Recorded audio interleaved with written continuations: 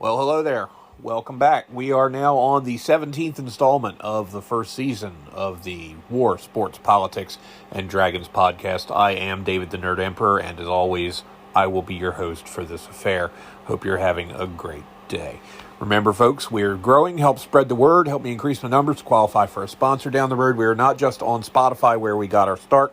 We are on Amazon. We are on Audible. We are on iHeartRadio as well. Others are coming soon. On Twitter, it's at the WSPD Podcast. On YouTube, it's at the WSPD Podcast. We're on Instagram at the WSPD Pod. On Patreon, it's patreon.com/WSP Dragons. And we have set up tiers with benefits on there now, so you can be a free member and get access to this podcast. But here's what we're doing. We've made some format changes a little bit. What I'm going to be doing from now on is Mondays and Fridays are going to be the regular free podcast for non-paying members. And then on Wednesday, we're going to have our special Wednesday podcast for members that's going to go up directly on Patreon only. And I'm going to see if I can link it to YouTube. But here's the thing. I had a Patreon a while back in 2019, as a sports writer, and the videos were on YouTube and linked to Patreon via YouTube. And basically what happened was people got the links to the videos on YouTube and were watching them on there and killed my new subscriber numbers, basically killed my revenue. So what I'm going to do is have it directly on Patreon first, and if it goes over to YouTube, it will be as a private thing, or not at all, to be honest. I think what I'm going to do is just have the Patreon podcast stay on Patreon, and that way, we can do it. That's how I want it done. So anyway, we've also got some other stuff that has been in the works. Like I said, I did complete my first novel. It's called Love's Crucible. I started on the second one a few days ago. I'm not telling you the title of that, but I'm going to say that it's going to be a fun ride. I've already got it outlined and have 3,000 plus words written on it. I wrote just over 2,000 words on it yesterday. And I like the way it's shaping up. I do. If I didn't, I wouldn't have 3,000 words written. I would have had 3,000 words deleted. So we're getting there with that. But again, if you want to help us improve our tech, on Cash App, it's WSPD Pod. On Venmo, it's at the WSPD Pod. Follow, share, and support. But enough of that. Let's get on with the show. First, we're going to do a couple of things about war, because that, of course, is the first aspect of this broadcast. And unfortunately, we're going to talk, as we begin today, about Iran's government's war on its own citizens. This from the AP from John Gambrell that was updated last night. Dateline Dubai. The death toll from a crackdown over Iran's nationwide protests last month has reached at least 7,005 people killed, with many more still feared dead, activists said Thursday. I can tell you right now, it's more. It's. I've been saying it, and remember, there were people in the government that have confirmed it, and the numbers are thrown back and forth and get higher and get lower and get higher and get lower, but I can tell you right now, it's in the tens of thousands. I can guarantee it. Okay, in a nation of 90 million with the government, doing what they're doing, I'm sure they've had no problem racking up that many murders, because that's what Islamofascists do. Anyway, the continued rise in the tally of the dead from the demonstrations adds to the overall tensions facing Iran both inside the country and abroad, as it tries to negotiate with the U.S. over its nuclear program. A second round of talks remains up in the air as Israeli Prime Minister Benjamin Netanyahu pressed his case directly with U.S. President Donald Trump to intensify his demands on Tehran in the negotiations. According to Trump on a Truth Social post, there was nothing definitive reached other than I insisted that negotiations with Iran continue to see whether or not a deal can be consummated. If it can, I let the Prime Minister know that will be a preference. Okay, last time Iran decided that they were better off not making a deal, and they were hit. That did not work well for them. Hopefully, this time they will be more reasonable and responsible. So, there's a little saber rattling going on there, obviously. Trump told reporters at the White House Thursday that Iran should come to an agreement with Washington, quote, very quickly, unquote. Asked about his timeline for striking a deal with Iran over its nuclear program, Trump said, "I guess over the next month," something like that. Trump, who is seeking a deal to constrain Iran's nuclear program and who also has suggested the U.S. might take military action in response to Iran's crackdown on protesters, warned Iran that failure to reach a deal with his administration would be very traumatic, I would say. Meanwhile, Netanyahu told reporters before boarding a plane to return to Israel that Trump believes that his terms and Iran's, understanding that they made a mistake the last time when they did not reach an agreement, may lead them to agree to conditions that will enable a good agreement to be reached. Typical diplomatic doublespeak. Netanyahu said he did not hide his own general skepticism about any deal and stressed that any agreement must include concessions about Iran's ballistic missiles program and support for militant proxies, not just the Islamic Republic's nuclear program. Okay, folks, we got to think about this real quick. Now, India and Pakistan are already nuclear powers. We don't know for sure whether they have effective delivery systems for their nuclear weapons, but I'm guessing they do, and I may be wrong about that. I may actually have just gotten that plane wrong. So we know India and Pakistan, just a little bit to the east, okay, are nuclear powers. Pakistan borders Iran on the east, by the way. And then India borders Pakistan on its east. And then in the northern section of both those territories, there's an area called Kashmir that they've been fighting over forever. And India and Pakistan have gone to war before. 1966 and 1971, they fought each other. So, you know, the Middle East and then South Asia is becoming a powder keg. Now, if you have Iran with ballistic missile capability, what that means is they could launch a missile, a nuclear-tipped missile, basically. Now, it sounds kind of oversimplified, but basically they could put a nuclear warhead in a ballistic missile, and it becomes an intracontinental ballistic missile in this case, because it stays in the same continent if they were to hit Israel with it, because that's who they're going after. Okay, they're not going to hit America with it. They don't have the technology for that yet. But if we keep electing linguini-spined left-wing ideologues as president, then they'll just end up sending the Iranians more pallets of cash instead of sending them a clear message like Trump did. Okay? That's just the facts. Okay? Like Ronald Reagan said in the 1980s, of the 4 wars in my lifetime, none of them happened because America was too strong. Okay? A weak America leads to insecurity around the world, and that is unfortunately part of the burden of being the world's policeman, because if we don't do it, somebody else will, and odds are they're going to enforce a different set of laws. Imagine if China was the world's policeman. That'd be great, wouldn't it? Wow. Any infraction at all, they'd just put people up against a wall. Yeah, why not?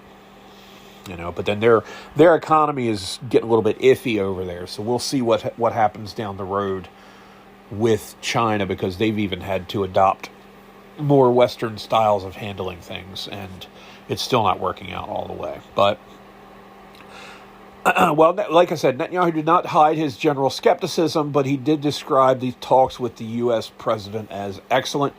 Meanwhile, Iran at home faces still simmering anger over its wide-ranging suppression of all dissent in the Islamic Republic. And I did see a story earlier where the U.S. helped smuggle thousands of Starlink terminals into Iran during all this. So hopefully we'll be starting to get a little bit more information.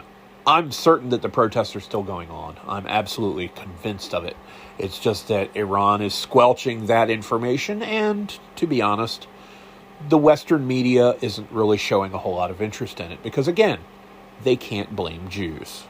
And again, as I've said, I'm not Jewish, nor do I plan to be, but it's real easy to see this. Okay? It's real easy to see it. Subheader in this article was "Activist Death Toll Slowly Rises." A U.S.-based human rights activist news agency, Harana, which offered the latest figure of 7,500 people killed, including 214 government forces, has been accurate in counting deaths during previous rounds of unrest in Iran, and relies on a network of activists to verify them. The continuing rise in the death toll has come as the agency slowly is able to cross-check information as communication remains difficult with those inside of the Islamic Republic. Yeah, you're daggone right it is. Because when you have massive uprisings and the government's trying to shut it down with the technology that's available nowadays, they're going to make it harder. And back when there wasn't the technology for this communication, it was hard then as well, because you couldn't just send someone an email or make a phone call or send some kind of a wireless message. You had to deliver it on foot. And news was slower to travel. So either way, it's hard. Iran's government offered its only death toll on January 21st, saying 3,117 people were killed. So the Iranian government has fessed up to killing 3,100 people, murdering 3,100 people, including children, including people that weren't even involved in the protests. They just happened to be in the area when it took place. So, yeah.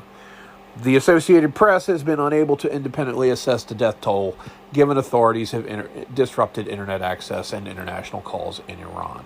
Well, I can tell you right now, it's not a sign of a healthy, safe, stable nation when you're not allowed to have communication with the outside world. I point you to North Korea, which is the same exact way.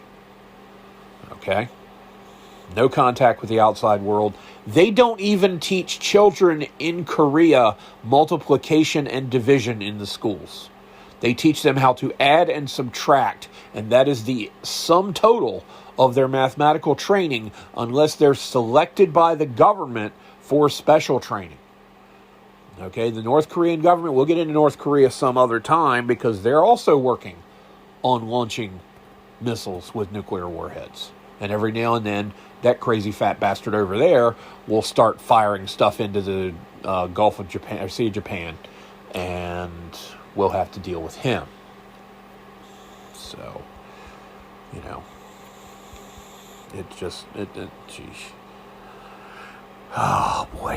What a day, what a day, what a day. But now we're going to something, it's more pleasant, but it's, well, I guess it's a silver lining on the cloud of losing one of our troops. I guess that's the best way to describe it.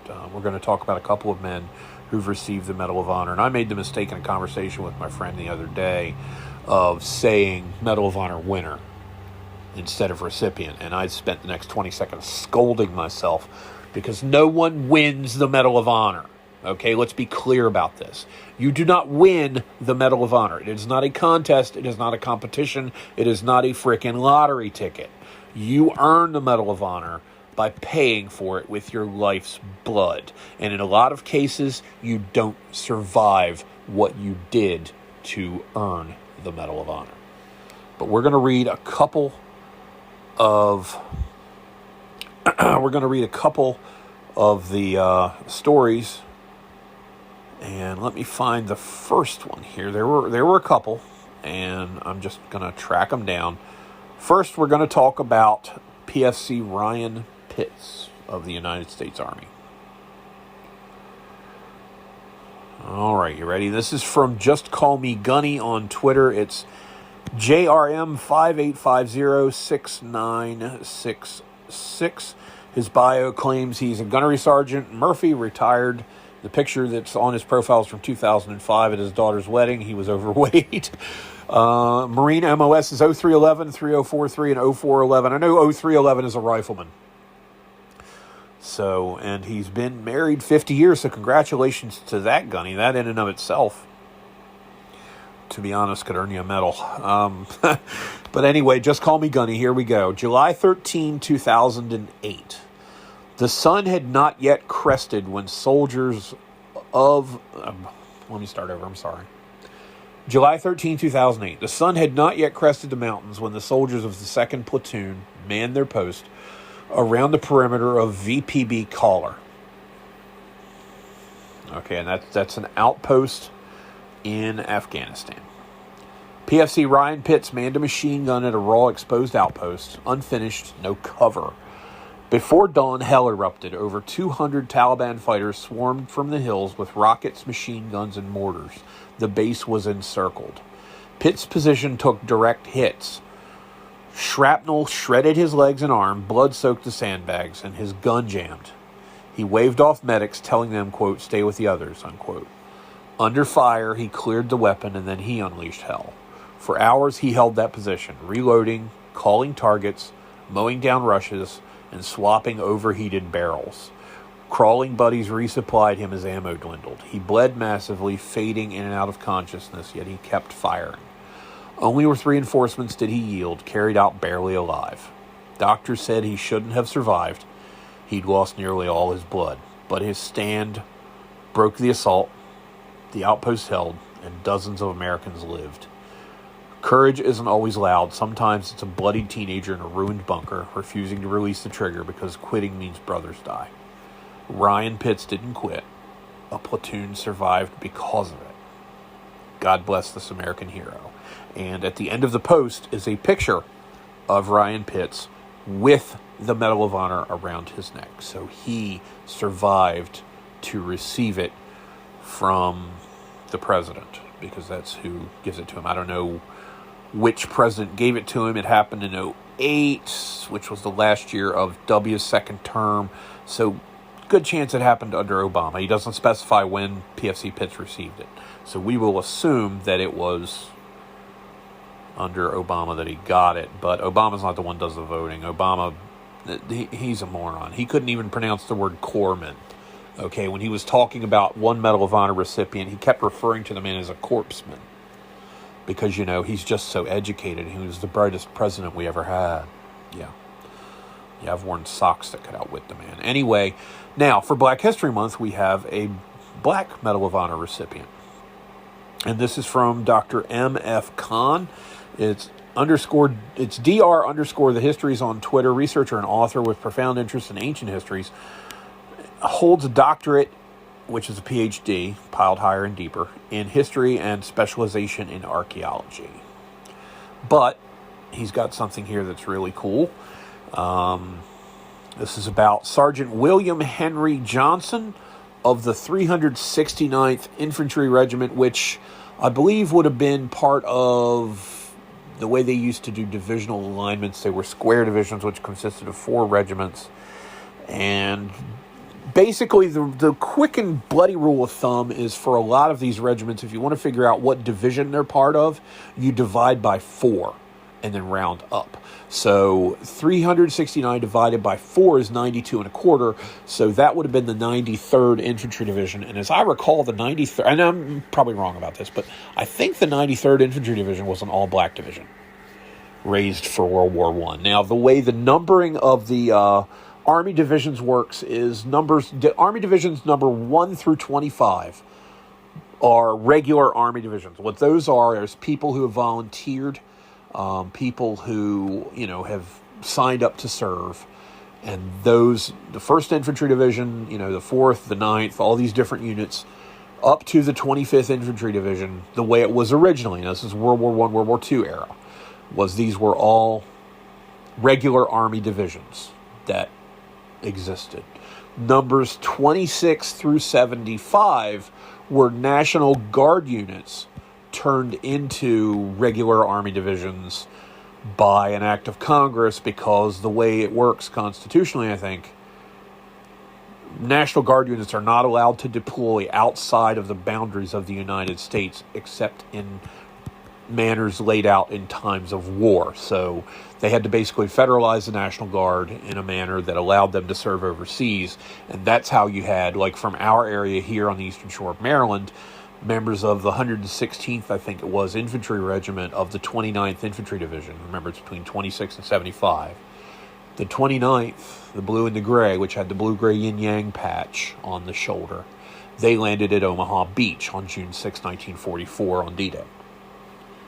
Okay, and anyway, Sergeant Johnson, and then, of course, from number 76 and above were all conscripted divisions, meaning they were all draftees.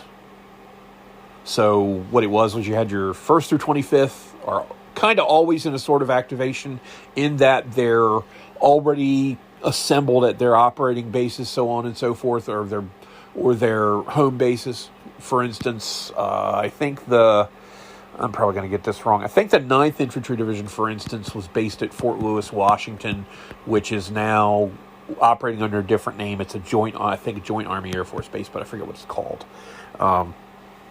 And, now the 82nd and 101st Airborne were special exceptions to the rule because they were specialized units and they didn't fall under the 25, 50, 76 rule, as I call it. So, anyway, the 93rd Infantry Division, 369th Infantry Regiment, was known as the Harlem Hellfighters. It was a unit made up, I believe, entirely of black men from Harlem, which is a neighborhood in New York City. I think it's in the Bronx.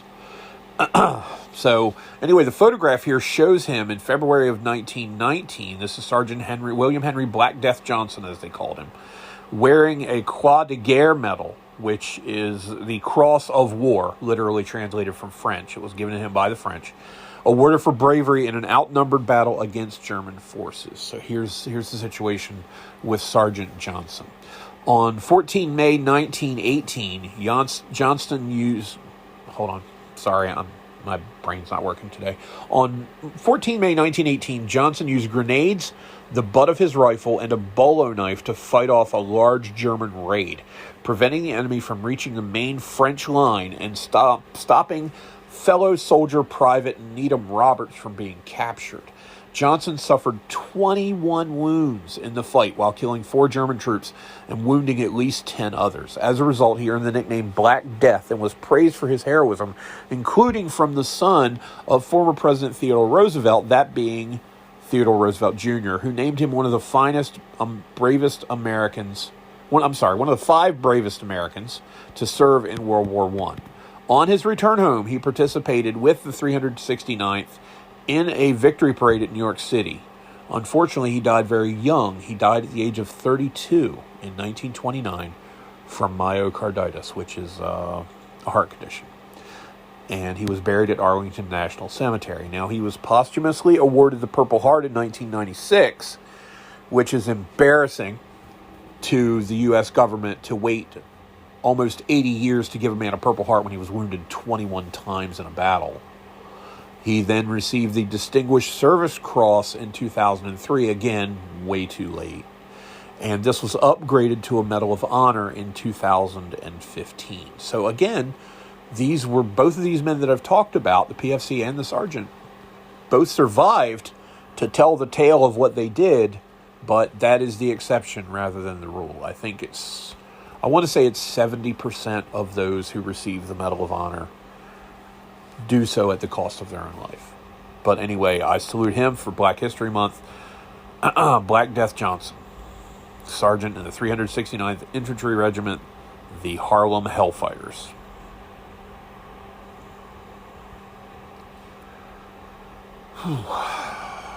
Just thinking about, what these men went through in war.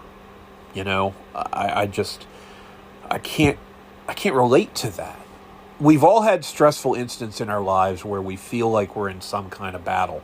But this is literally swarms of men with guns coming at you with the express intent of ending you. And there's only 2 things you do there. You fight or you flee. And these 2 men fought. They fought. And they showed what we're capable of when we fight. Because I'm telling you now, we have the best troops in the world in this country.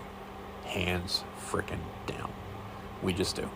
We've had the best troops in this country since at least the end of the Civil War, possibly sooner. I can't really say that about the Continental Army in the Revolutionary War, because the first 3 years or so of that war, we did not do very well. We had our moments. We had Breed's Hill, which is known as the Battle of Bunker Hill, the first major engagement of the Revolution. And we had Saratoga, and we had the winter before that, we had the nighttime crossing of the Delaware on Christmas to attack Trenton. And otherwise, it got a little bleak there at one point. If you ever read about what George Washington and his army went through when they were trying to defend Long Island and New York City from the British in 1776, I think it was. Yeah, it didn't go well. It didn't go well at all. We were outclassed, outmaneuvered, outgunned, and outfought. And it was just an epic series of retreats. So, anyway, yeah, we got the best troops in the world. And I'm sticking with that story. But enough of the war. We're going on with sports. And we're finally going to be able to read, hopefully, this tweet from Jim Koenigsberger. Jim puts out so much great stuff. His Twitter handle is Jim from Baseball. If you're on there, really give him a follow. He's great. He's absolutely great. But before I get into the big stories in sports, everything's about baseball today because we're in baseball preseason. Football's over. It might be over for me permanently. I'm still on the fence about whether I want to watch it ever again. But did you know Dave Winfield, now he is a Hall of Fame outfielder, played for the Padres, played for the Yankees, played for the Angels, played for, I believe, the Minnesota Twins also. Dave Winfield was the first athlete in history to be drafted by 4 different professional leagues. In 1973, he was the 4th overall selection in the Major League Draft taken by the San Diego Padres. He was also taken in the 5th round of this 1973 NBA Draft. The 6th round, of the 1973 ABA, that was the American Basketball Association. They were a competitor to the NBA that went under. And then the 17th round of the 1973 NFL Draft. So again, a Black History Month salute to Dave Winfield, who's one of my favorite outfielders. Great right fielder, had some power, hit 25, 30 home runs a year, hit for a good average, had a cannon of an arm in right field. And that's what you want in a right fielder. You don't want a right fielder with an arm like Mike Devereaux, who played center field and right for the Orioles. He needed 2 relay men to get the ball to third. You don't want somebody like that. You want somebody like Winfield that can one-hop it from the right field corner to third base. That's what you want. And not just one-hop it, but get it there accurately, not where the third baseman's got to run 7 steps up the line or 9 steps towards left field. People like, in right field, people like Larry Walker, Dave Winfield, Roberto Clemente. These men had amazingly good arm. Jesse Barfield, I think it was the 11th commandment at one point, thou shalt not run on Barfield's arm. That's what you want in right field. You don't want somebody with Ricky Henderson's arm in right field. You want to put Ricky in left, and that's where Ricky spent a lot of his career. Oh, before we go any farther into sports, I do have some great news about Star Trek Starfleet Academy. The show's garbage. Don't worry about watching it. We'll get into that a little bit later. But according to Steve Byrne Live, Steve Byrne Live,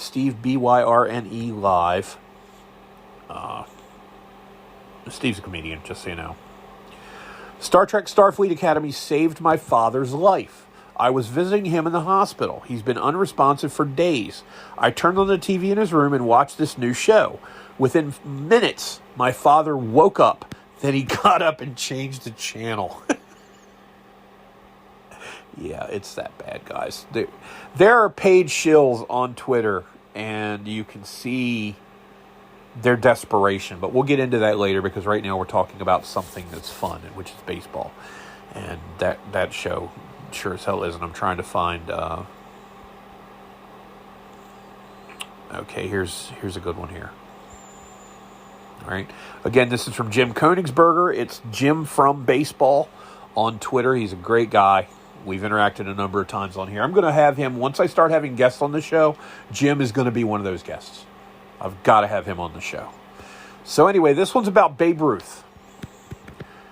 When the season ended, Babe Ruth received hundreds and hundreds of invitations to barnstorm anywhere he wanted. Now, a barnstorming team is basically like a pickup team of celebrities and prominent players that played games with little or no notice at various towns. Like they would say, we're going to tour Iowa next month, and we're going to be in Cedar Rapids, and then we're going to go to Dubuque, and then we're going to go to Des Moines, and they would put out the dates, and then local teams would play them for charity or for money or whatever the case may be. Of the approximately 15 games that Babe selected, 5 were against Negro League teams. 3 of those contests were played in Philadelphia, while the other 2 were in Buffalo. Babe Ruth then sailed to Cuba, where he joined John McGraw's New York Giants, that's back before they moved to San Francisco, to play 9 more contests versus a combination of Latino and Negro ball players. Again, the message was clear, as Bill Jenkinson's put it in the book Babe Ruth and the Issue of Race. If the sport's most transcendent figure played without reservation against black ball players, why shouldn't everyone else? Very good point. According to baseball historian Bill Jenkinson, Ruth was not racist and took a stand against segregation in sports, which is obvious not just from this story, but from a lot of stories I've seen and heard about him. And, that's the way he was. Unlike many of his contemporaries, Ty Cobb, he chose to play games against Negro League teams in the late 1920s, a period when most white players and teams refused such interactions. Ruth didn't just play, he actively engaged with black players, sitting with them in dugouts, socializing before and after games, and mingling in segregated stands. What you got to realize is, back before the Civil Rights Act pushed integration through, everything in certain areas of this country were segregated based on the amount of melanin in your epidermis. It's insane to think about it. Black people were required to drink from certain water fountains only, use certain bathrooms only, sit in certain spots in various public venues only. Like, for instance, in Cambridge, Maryland, the town nearest me, the old movie theater that sat on Race Street, it wasn't named that because of dividing the races like some idiot said in the 60s. It was Race Street because people used to race their carriages down it because it was a long, straight street. Anyway, on Race Street, there used to be the Dorset Theater. And there was a balcony that they turned into a second theater to go with the bottom part of the theater, which was its own. So they enclosed the balcony. The balcony was originally there for the black people to sit in, because they weren't allowed to sit in the good seats. They sat up in the balcony, which was farther away from the screen, so you couldn't see the movie as well. It's the kind of crap that happened. Unreal. But anyway, he didn't just play, he interacted, he socialized. Babe Ruth scheduled games in locations where interracial competition was not only against social norms, but also illegal. Julia Ruth Stevens, Babe Ruth's daughter, believes that her father's appreciation for black players likely hurt his chances of becoming a manager for a Major League Baseball team in the years before Jackie Robinson broke the color barrier. So Babe Ruth's last season, I want to say, was with the Boston Braves in 1935. And in the years after that, up until he died in the 1940s, he had expressed interest in becoming a manager, and it just never came to pass. And it could be that's why, which is freaking ridiculous. But anyway, Ruth's actions, while not widely publicized, reflect his progressive stance and respect for all players, regardless of race. And when you talk about Jackie Robinson, we're going to talk real quick about Pee Wee Reese. Jackie Robinson was an infielder. He played third, he played second, he played short, he played first. But the shortstop really for the Dodger teams that he played on was a fellow named Pee Wee Reese. And early in Jackie's career, which it might have been 1947 season, which was Jackie's first season, April 15th of that year was his debut in the majors.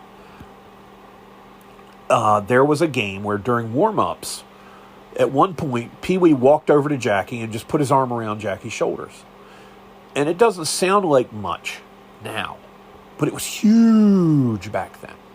Huge. And anyone who's seen the movie 42 can get a little taste of it. Now, it's been Hollywoodized. And the late Chadwick Boseman, who played Jack Robinson in that film, did a good job. But there are scenes where, players and managers from other teams would rib him and rag on Jackie Robinson constantly for the entire duration of the game, before it and after it too, because he was black. But he had broken through. And then more players came along. Players like Larry Doby and Willie Mays and people like that. And you know what's funny? Is the Boston Red Sox. I forget the Yawkey woman's name who owned them. I think her first name was Ruth Yawkey. I may be wrong about that. The Red Sox were the last team in the major leagues to have a black ball player. the place where the revolution started, Boston, okay, with the battles at Lexington and Concord on April 19th, 1775, which are suburbs to the west of Boston. The place where the concept that all men are created equal was enforced through revolution became the last people to treat people equally in Major League Baseball. That just strikes me as so incredibly weird. But those are your Black History Month moments, and I'm going to try to do more of them as the month progresses. In political news, real quick, we're going to talk about Senator Mark Kelly, who was reduced in rank and pay by the Secretary of War, Pete Hegseth, for comments he made in a video where he told troops to disregard illegal orders, and then basically, along with several other idiots in Congress, implied that anything Trump said was illegal. So, for that, he was reduced in rank and pay. Well, that's been blocked by a federal judge. Here we go again with judicial activism, with yet another federal judge telling Trump, oh, you bad orange man, in one form or another. You can't do that because reasons. This time they're claiming that he stomped on Mark Kelly's freedom of speech. The problem is freedom of speech doesn't apply to insurrection and mutiny. But laws never really make a lot of sense to liberals, so they just go ahead and change them to fit whatever mood they have at the time. Like, for instance, let's talk about the SAVE Act, because that's where I was headed anyway. This is the act that is currently the bill that's right now about to be headed to, hopefully, a vote in the Senate. It's cleared the House by, I believe it was a 219 to 213 margin, requiring IDs in order to vote in federal elections. To be honest, this is a no-brainer. The excuses are garbage. Okay? The whole, what about, well, black people can't afford IDs. Almost every state has a free ID now. Okay? And if you actually, I don't know, liberals, if you actually condescended to talk to a black person every now and then and asked them if they had an ID, a driver's license usually, they're going to say, well, yeah, I've got one. That's kind of like asking someone if they're wearing a pair of shoes out in public. It's a granted. Almost everyone has an ID. And I don't understand how they're trying to say, well, Chuck Schumer, the Senate Minority Leader, is claiming that the SAVE Act will disenfranchise 21 million voters. Well, I guess we know how many people are here illegally, don't we, Chuck? That sure is interesting. But another claim that's being made is that in order for a woman to vote now, she's got to have her driver's license and her passport and a copy of her marriage license. And if she doesn't have that, she's got to drive for hours and hours and hours and hours and hours and hours and hours in order to go get it. And it's really hard. And, some of them don't have it, and they can't just print a copy of this or that at Kinko's because women that live in rural areas can't go to Kinko's. Okay, hold on, shut up. Are women capable of being president, or are they too stupid to get an ID, Democrats? I need you to pick one here. Okay? Are black people capable of being president, or are they too stupid to get an ID? Again, pick one. You can't have it both ways, and that's the problem with most Democrat arguments, is if you scrutinize them for 5 seconds, they absolutely disintegrate. What's more, if you need your marriage license to prove you've changed your name, I don't know a married woman that doesn't have access to her marriage license, and I've asked. It's not like, oh, I got a marriage license, I think I'll go shred this. It's kind of an important piece of paperwork for down the road. And women actually do have common sense and will put it somewhere, like in a safe, for, pardon the pun or don't, safekeeping. So the entire liberal argument on that is absolute crap. It just is. And by the way, I'm making an effort to not swear anymore, thanks to one of my listeners out in Colorado who will remain nameless. We're just going to leave it at that. But we're done with the political part about it. We don't have anything to do for sad facts today except what we've already discussed with Iran. But moving on to dragons and role-playing nerd news, that kind of stuff. The 6th, I guess, I don't know, I don't keep track because it's a garbage show, episode of Starfleet Academy has come out, and the shills are out shilling for it, and the overwhelming majority of people who've seen it don't like it, because if they did, the ratio of likes to dislikes on the pilot wouldn't have been 4-1 in favor of negative. But they're going to continue with this you-know-what show until they ride out the 2 seasons. I think the 2nd season, if it's not in production, it's in the can. They ordered 2 seasons from the jump, and it's not going to see a 3rd. I'll bet any amount you want. Okay? I'll bet any amount you want. You will not see a 3rd season of Starfleet Academy. Honestly, Picard, I don't know how it made it to a 3rd season. And people say, well, the 3rd season really redeemed the show. It was a really great season. The problem is, I'm not trudging through 2 years of hip-deep mud to get to 1 year of ankle-deep mud that smells better. Okay? I'm just not going through all that to lead up to the 3rd season, and I'm not the kind of person that skips season 1 and 2, season 2 of a show to watch season 3. One exception, Seinfeld. I don't watch the 1st season of Seinfeld because, to be honest, I don't know how Seinfeld got renewed. Seinfeld's 1st season is actually not very good. The 2nd season got better, the 3rd season was really good, and then from that point on, they had a juggernaut. But the 1st season of Seinfeld was, I think it was only a 6-episode mid-year filler that they brought in 1989, and it just didn't do it for me at all. But it's still light years ahead. Watching paint dry, watch the grass grow is better than watching these idiots on Starfleet Academy, which is basically Degrassi High in outer space. That's pretty much what it is. In the original series, and here's the drop off in intellect that we're looking at. In the original series, in the 4th episode, I think it was, Space Seed. This is the infamous 1st season episode from October of 1966, or late September 1966. If it was the 4th episode, it would have aired on September 29th, because the 1st episode to air was The Man Trap on September the 8th.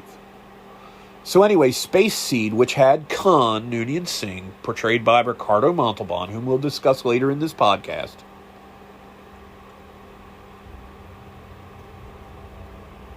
Sorry, I lost my train of thought. Khan, Space Seed.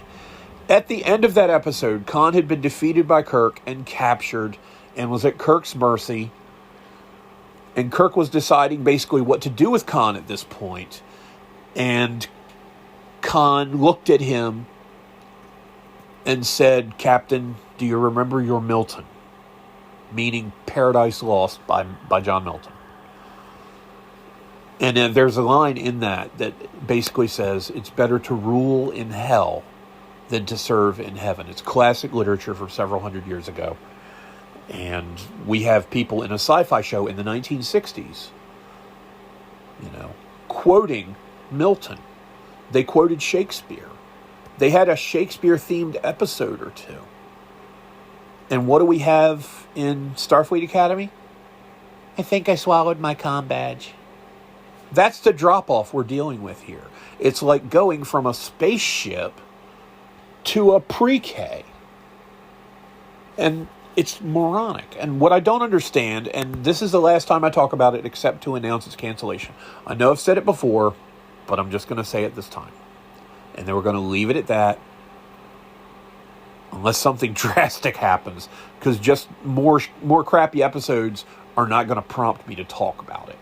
What I don't get is why so many people, Neurotic, Disparo, so many other people online, YouTubers and other online personalities, are spending so much time watching the show just to tell everybody that it's trash, when they've already told us that for each of the previous 5 episodes.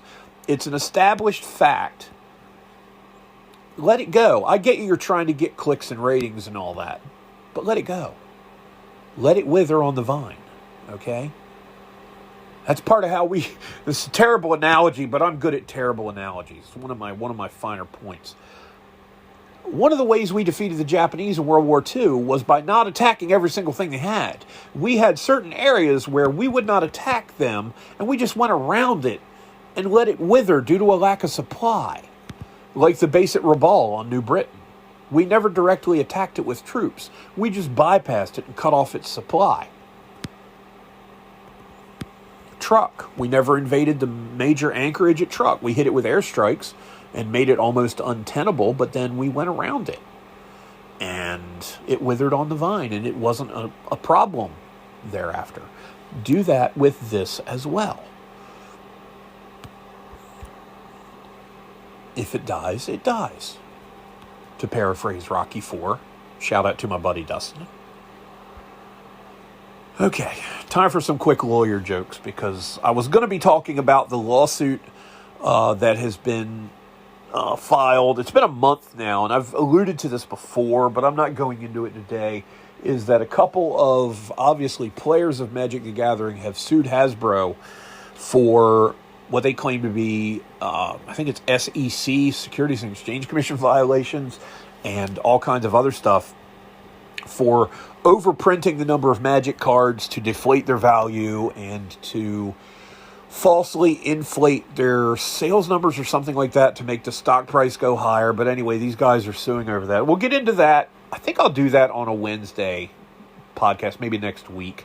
I think there is a hearing later on in the month, so maybe right after that hearing we'll do it. Anyway, it's time for some real quick lawyer jokes. First, what do you call 1,000 attorneys at the bottom of the Pacific Ocean? You call it a good start. Why don't rattlesnakes bite attorneys? Professional courtesy. And then the last one, what is the difference between a prostitute and an attorney? You pay the prostitute to screw you. You pay the attorney to screw someone else. Now, moving on to anecdotal evidence, we're going to come back around to Khan Noonien Singh, Ricardo Montalban, and a funny moment from my childhood. Back in 1978, now I turned 8 that year in October. I was born October 1970. My parents went to a local car dealership. It's no longer around, so I'm not going to name it. And bought a Chrysler Cordoba sedan. It was a 4-seater. I believe it had the big wide console seat in the front. I'm not sure about that now, but I think it did. I don't remember for sure, but I specifically recall one night in particular, though I usually rode in the back, my parents had me sit up front, but I'll explain to you why. And it wasn't my behavior. I was actually a fairly well-behaved kid. I wasn't one of the kids that went out screwing up and breaking stuff and doing things like that. Now, I was too paranoid, so I was the lookout. I was the kid that said, okay, I don't see anybody, go ahead. That was me. So I was aiding and abetting, but I wasn't committing the actual acts. Anyway, Chrysler Cordoba. My parents bring home this brand new brown Chrysler Cordoba. It's this cool sedan. It just screams 1970s. Okay, 1978 Cordoba. And it was a piece of junk from the word go. It had some kind of a spark ignition control computer. I don't forget what it was called. But that particular part malfunctioned 3 different times. It had to be replaced 3 different times. Now, under current Maryland lemon laws, they could have gotten the money back for the car under the lemon laws that exist now. But for whatever reason, they didn't try or couldn't do it back then, so they kept dealing with it. Well, there were electrical problems.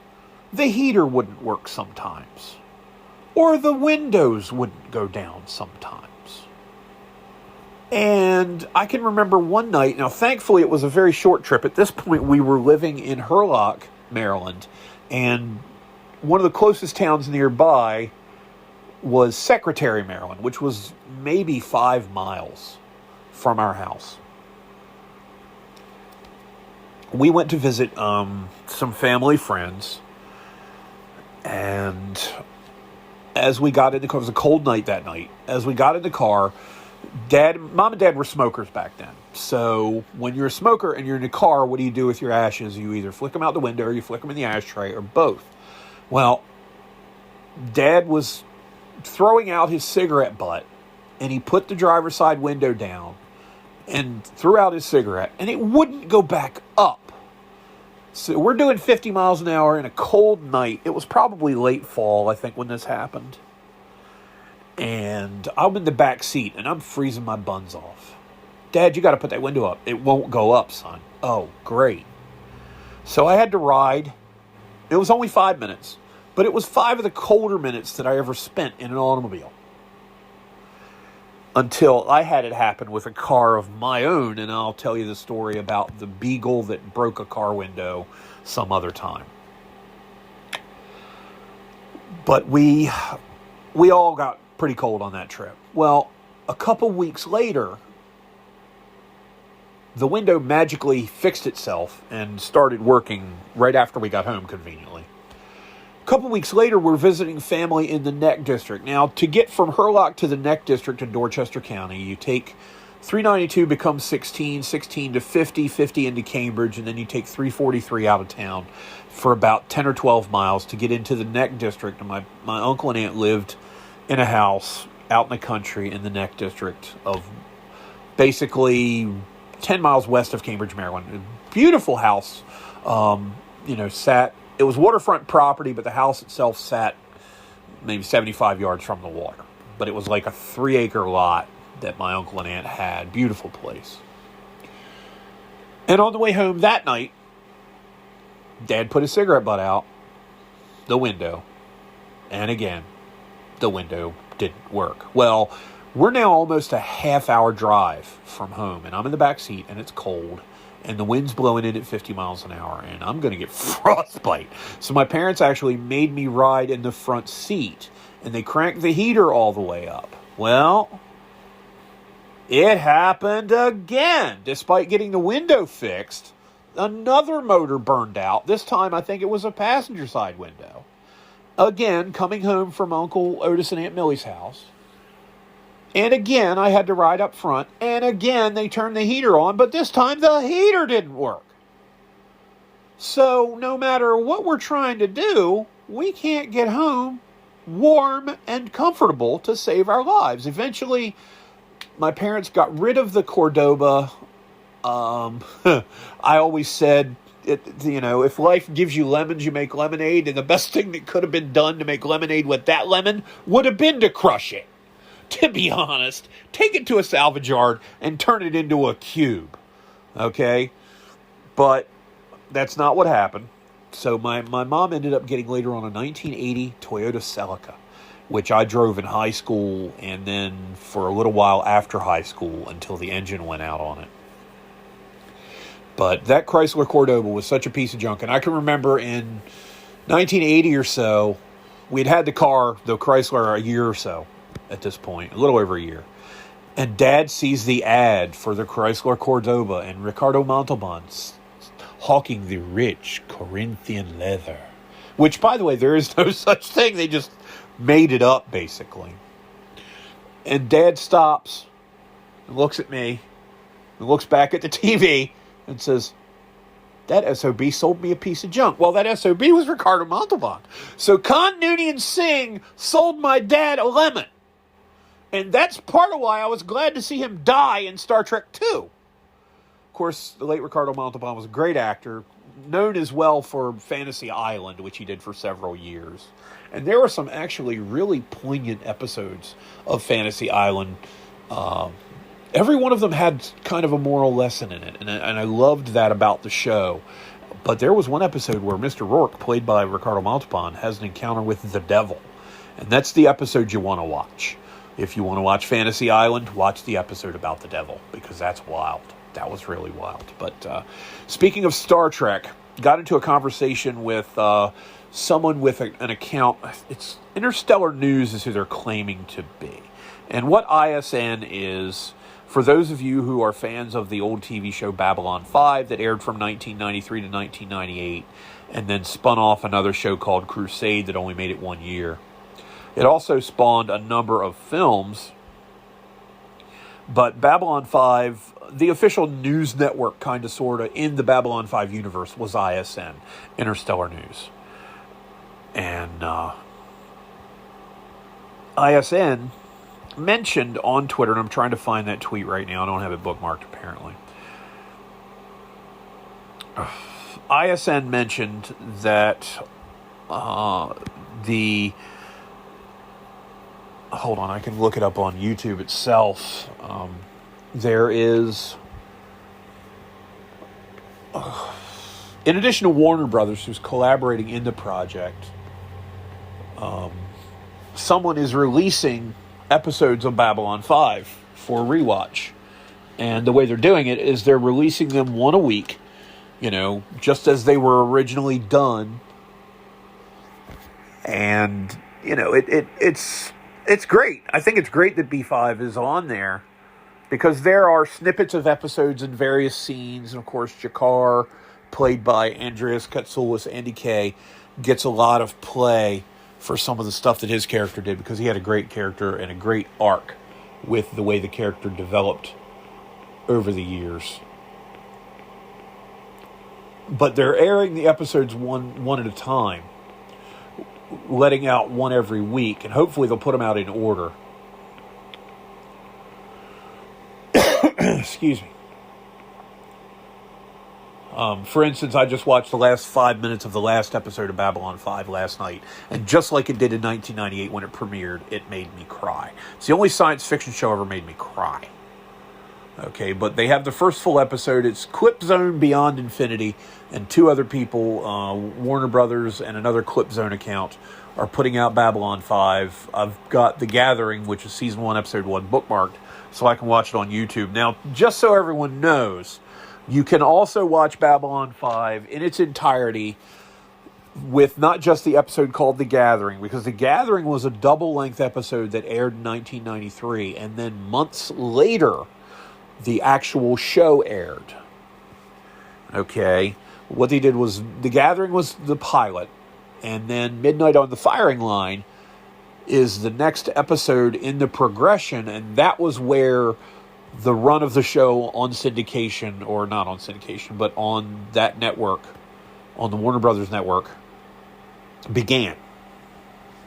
I think it was Primetime Entertainment Network, also PTEN, was involved in airing Babylon 5. Well, anyway, if you have a Roku device or a Roku TV, go to the Roku channel, and you can watch all 110 episodes of Babylon 5. With, there are commercials. But there were commercials back when we watched it in the day. However, that's where we're segueing, is talking about watching shows without commercials.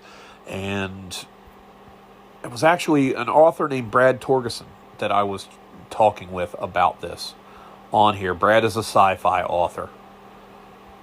And we got talking about, binge watching shows and watching large numbers of episodes, because the concept of binge watching to me is very familiar now, but it didn't exist until the streaming services really began, because you couldn't go to some TV channel necessarily and just choose to watch 115 episodes of a show that ran 8 seasons or whatever. It just wasn't really a viable option back then. It didn't happen.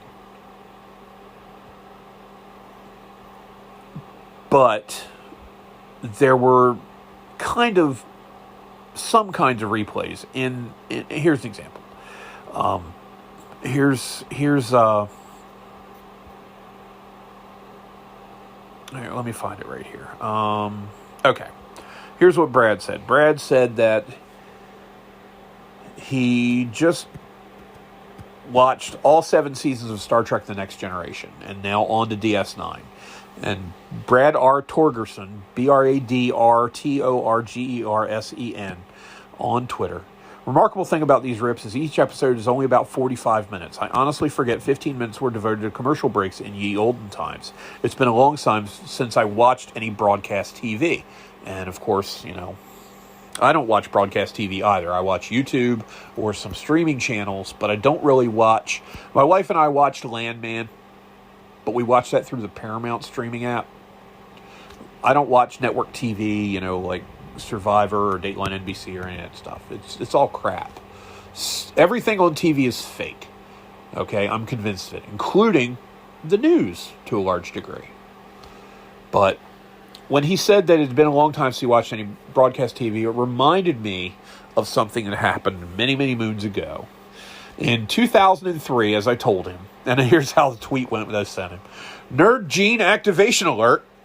In 2003, TNT, the channel TNT, which is, I think is still around actually, aired Star Trek The Next Generation for 2 hours, which was 2 episodes each night. I had a 2-VCR setup, so I taped the shows onto VCR 1 and then retaped them onto VCR 2 later. And what I did was they were 2 different types of VCR, so the remotes operated on 2 different frequencies, so I could use both remotes at once. So I would play the tape on the first VCR and then record it with the second, and whenever it came to a commercial, I would pause the second VCR, so I edited out the ads. And the way it worked was a typical episode of Star Trek The Next Generation lasted about 43 minutes, to be exact. Okay? It was 42 and a half to 44. I never saw one that ran a full 45. It was right around 43 minutes. Well, the way it worked was VCRs used to use either Betamax or VHS. Betamax was a higher quality, but they didn't hold as much stuff on their tapes. So VHS ended up winning the war against Betamax because they took the big market share because you could put more stuff on the tapes. Betamax was higher quality. I've seen several movies on Betamax. A friend of mine had a Betamax VCR, and it was a very good machine, and the quality was excellent. But VHS won, and the way VHS worked was you had different lengths of tape that you could buy. You could buy, the 2 most common were T120 and T160, meaning time 120 minutes or time 160 minutes. But there were 3 different play modes on a VCR. There was SP, which was short play, EP, or LP, which was long play, and then there was EP or SLP, which was super long play or extended play. And depending on how you set the VCR, it was just a matter of clicking a preference button or something. You could either, on a T120, you could tape 2 hours or 4 hours at slightly reduced quality, or 6 hours at slightly reduced quality. So what I did was I bought T160s because 160 tape could hold 160 minutes at SP, 320 minutes at LP, or 480 minutes at SLP or EP. Mine were set up for EP. It was just a naming thing, that's all it was. And I held 8 hours of Star Trek episodes on each tape. Well, 43 times 7 is 473 minutes. Okay, I would edit out the opening titles, and I wouldn't play the closing titles to save a minute or 2 off of the length of each episode as well. So 473 minutes on a 480-minute tape. So I held 11 episodes on, I want to say it was 16 tapes, and had all 175 or 176 or however many it was episodes of Star Trek Next Generation on VHS. I said I could fit 11 episodes on a T60 and got all 7 seasons. And Brad actually said, this is next level. This guy had his game was good. I got a compliment for that, because when you're OCD, you do crap like that. And that's what I did, and that's how I got all 7 seasons of Next Generation, and eventually someone else aired Deep Space Nine back when I still had VCRs, and I got all 7 seasons of Deep Space Nine on there as well, and was working on Voyager, and they stopped airing Voyager. So I only got a season and a half of Voyager on VHS, and of course we've since gotten rid of our VCRs, and we've moved, and in the move we lost a lot of stuff, and a lot of the stuff that was lost included, sadly, a huge part of my book collection, as well as a lot of VCR tapes went away when we moved from Trapp to Cambridge in 2010, and then we moved from Cambridge where we are now in 2015 or 2025. We lost even more, but that was the 2-VCR method. Now we're going to wrap things up. We're going to final thoughts, and we're going back to the SAVE Act. And I've seen a picture of this from Representative Michael Cloud in Congress. The SAVE Act passed the House, and what it does is it essentially requires ID to vote.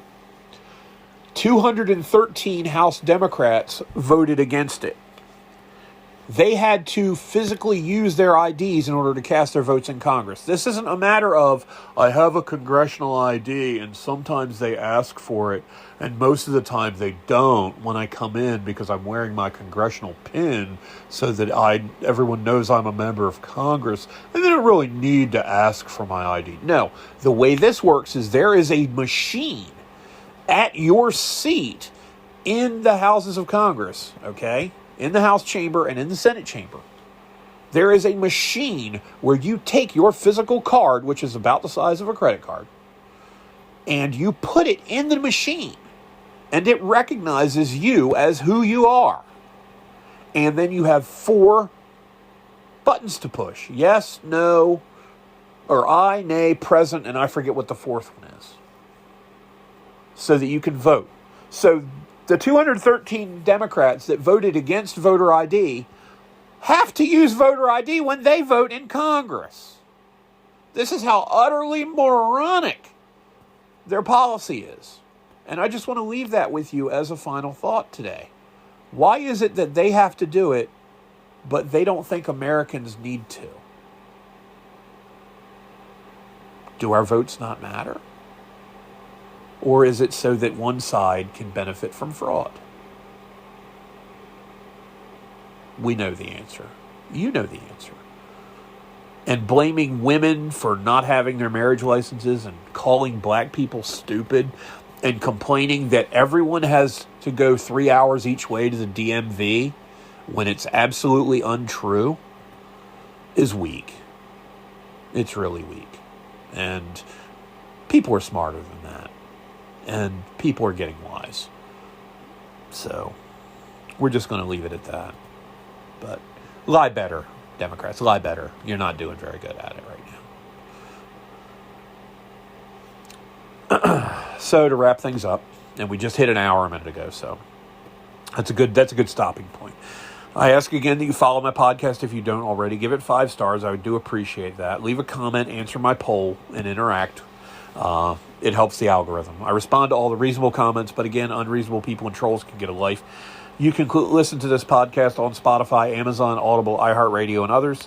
My email for story and topic suggestions is wspdpod@gmail.com. Please feel free to drop me a line. You can donate to help me get better technology. Cash App is WSPDpod, and Venmo is WSPDpod2. Twitter handle is at the WSPD Podcast. Follow me there. We seemed at one point to have alleviated the Haley Jones Hobot situation, where I had a bunch of Hobots claiming to be Haley J or Haley Jones following me, but I've just started blocking them. So to heck with that. I'm not dealing with those morons. Anyway, my YouTube is at the WSPD Podcast. Patreon.com/WSP Dragons. We have 4 tiers set up. $3, $5.99, $8.99, and $11.99 a month, each with scaling benefits. And we're going to have a lot of good stuff coming up. I hope you can join me there. It would really be great if you could. And on Instagram, we're at the WSPD Pod. Other socials may or may not be coming soon. It depends. I might be trying to get onto Rumble again, depending on certain things. But Rumble kind of pooped out on me when I was trying to get it installed, and I'm not a fan. But I've got OBS software I'm learning to use on the laptop, which ain't doing me any good right now thanks to modem being messed up again. But we are going to be videos soon, and then you can see how truly homely I really am. But I'm going to be able to add graphics and stuff to this instead of just having the one thumbnail and so on and so forth. But again, folks, thanks for listening. Subscribe, spread the word, help me entertain and annoy more people. This is Dave the Nerd Emperor signing off. Have a great day. We will talk to you again on Monday.